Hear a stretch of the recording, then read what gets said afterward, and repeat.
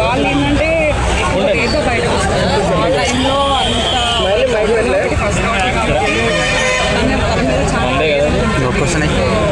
ఆ టైంలో ఫేస్ కూడా హైట్ ప్రొటెక్టింగ్ యాక్చువల్లీ ఇంకా సో ఒక టైం వచ్చి వాళ్ళే చూపిస్తారు. సో ఫ్యాన్స్ ఉన్నప్పుడు మినిమం డిసిప్లిన్ మెయింటైన్ చేయాలి. బికాస్ ఉన్నప్పుడు కొంచెం రెస్పెక్ట్ చేసి మనం కొంచెం డిస్టెన్స్ మెయింటైన్ చేసి ఆఫ్టర్ దట్ ఏంటి అని తెలుసుకుంటే కొంచెం వాళ్ళకు కూడా నెక్స్ట్ టైం ఏంటంటే వాళ్ళతో టైం స్పెండ్ చేయొచ్చు అని చెప్పి వాళ్ళకు కూడా ఉంటుంది. సో మనం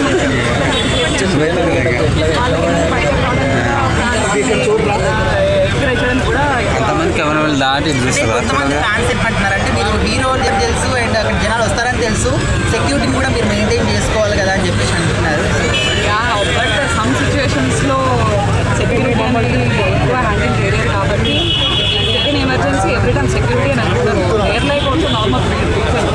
సో వాళ్ళకి కొంచెం టైం అనేది టైం అనేది కావాలి. సో వాళ్ళ డాక్టర్ కూడా నెక్స్ట్ ప్రెగ్నెన్సీ డెలివరీ అని కాబట్టి వాళ్ళు అందరూ బిజీ ఉంటారు. సో మేబీ సెక్యూరిటీ అనేది ఆ టైంలో వాళ్ళు అంతా పట్టించుకోలేదు. ఆ టైంలో అంటే ఇక్కడ సినిమా ఈవెంట్ కానీ ఫ్యామిలీ ఫంక్షన్ కాకుండా ఇది కంప్లీట్ వాళ్ళ ప్రైవేట్ హ్యాపీనెస్ కి సంబంధించిన విషయం. సో అక్కడికి వెళ్ళి కూడా జనాలు డిస్టర్బ్ చేస్తున్నారు వాళ్ళ లైఫ్ అని చెప్పేసి అంటున్నారు.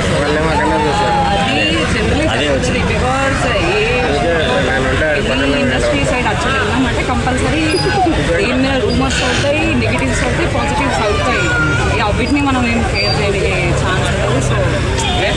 సో ఎవరిది తప్పు అంటారు ఇక్కడ? రామ్ చరణ్ వాళ్ళది తప్ప లేకపోతే ఫ్యాన్స్ది తప్ప అంటే తప్పు అని ఇక్కడ ఎవరిది మెన్షన్ చేయరు. బికాజ్ రామ్ చరణ్ చూడడానికి కూడా వాళ్ళు రేర్గా వస్తారు కాబట్టి వాళ్ళు ఏంటంటే ఎక్కువ పానిక్ అయిపోయి చూడాలి అన్న ఆతృతతోటి వాళ్ళు అట్లా చేస్తున్నారు. బట్ ఫ్యాన్స్ మిస్టేక్ ఏం లేదు. బట్ అది అక్కడ అట్లా యాక్సిడెంటల్గా అదంతా జరిగిపోయింది. సో అంటే హాస్పిటల్ ముందు క్రాకర్స్ పేల్చడం అవన్నీ కరెక్టే అంటారా? అంటే వేరే పేషెంట్స్ కూడా ఉంటారు కదా. లేదు అది అబ్సల్యూట్లీ ఖచ్చితంగా రాంగ్. బట్ అది వాళ్ళ ఫన్. ఇప్పుడు అందరూ మెంటాలిటీ ఒకలాగా ఉండదు కాబట్టి కొందరు మెంటాలిటీ అది, కొందరిది ఇది. సో అట్లా వాళ్ళు